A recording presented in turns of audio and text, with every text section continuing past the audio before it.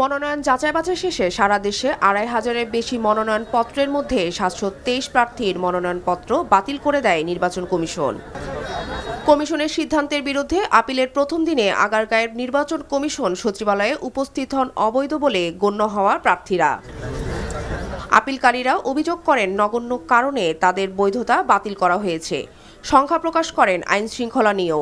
এই দিন আইনি প্রক্রিয়ায় লড়াই চালিয়ে যাওয়ার ঘোষণা দেন স্বতন্ত্র প্রার্থী তাসনিম জারা।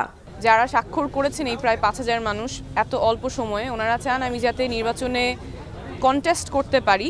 তো সেই জন্য আমরা আপিল করেছি এবং আমরা আইনি প্রক্রিয়ার লড়াইটা চালিয়ে যাব। দুইজনকে ওনারা দেখেছে যে তাদেরকে খুঁজে পাওয়া যায় নাই, মোবাইল নম্বর নাই।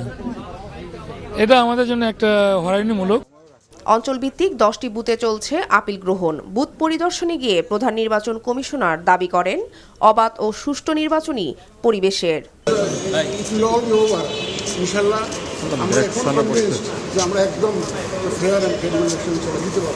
আর দ্বৈত নাগরিকত্বের বিষয়ে যাচাই-বাছাই চলছে বলে জানান ইসি সচিব। গ্রহণ করা হয়েছে সেখানেও আপত্তি থাকতে পারে, কেন গ্রহণ করা হলো, আর যেটা গ্রহণ করা হয়নি কেন করা হয়নি, দুই কেনরই উত্তর আমরা আপিল নিষ্পত্তিতে দেখব। সে আপিল করতে পারেন, সংক্ষুব্ধ ব্যক্তি যে কোনো বিষয়ে আপিল করতে পারেন।